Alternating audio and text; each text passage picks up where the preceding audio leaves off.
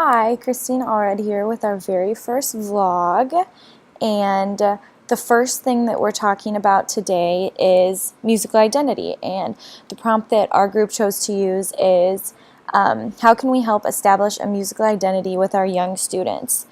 So going into this very first thing, I was a little bit lost about what to talk about because I wasn't even sure what a musical identity was.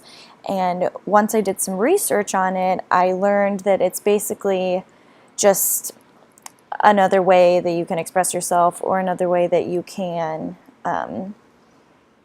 give yourself a view that other people see you as. So one article that I did find when I was looking through all this research was just saying how it's really important for us to look at a widespread and varied interactions between music and the individual. So that way you're being able to see the connection that the music has with their personality and all that kind of stuff.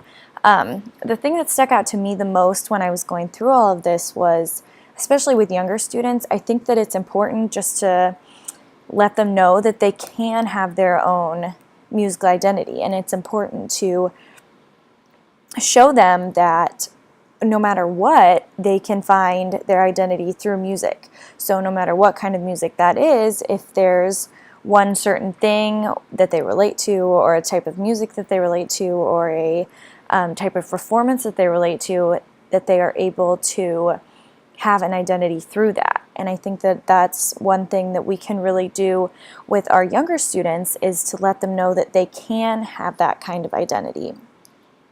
So I think that it's really important that we explore a lot of different musical options with younger students, especially because they're not really sure.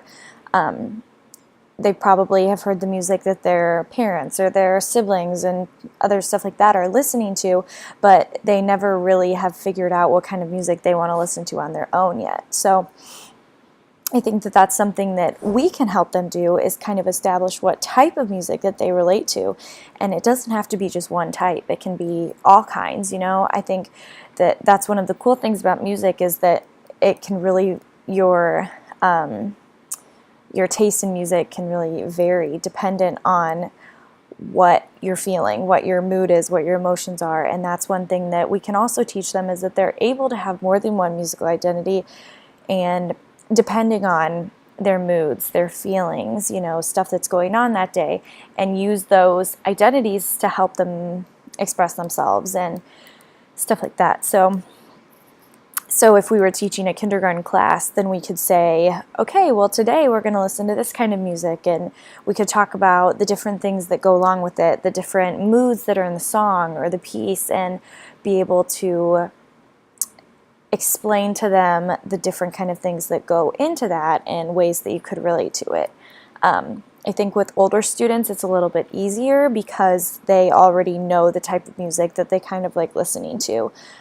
They have more choice, they have more say in that kind of thing. So I think the best thing that we can do for our younger students is just to give them the opportunity to really discover what their musical identity is. So that's my vlog post for now, and talk to you soon.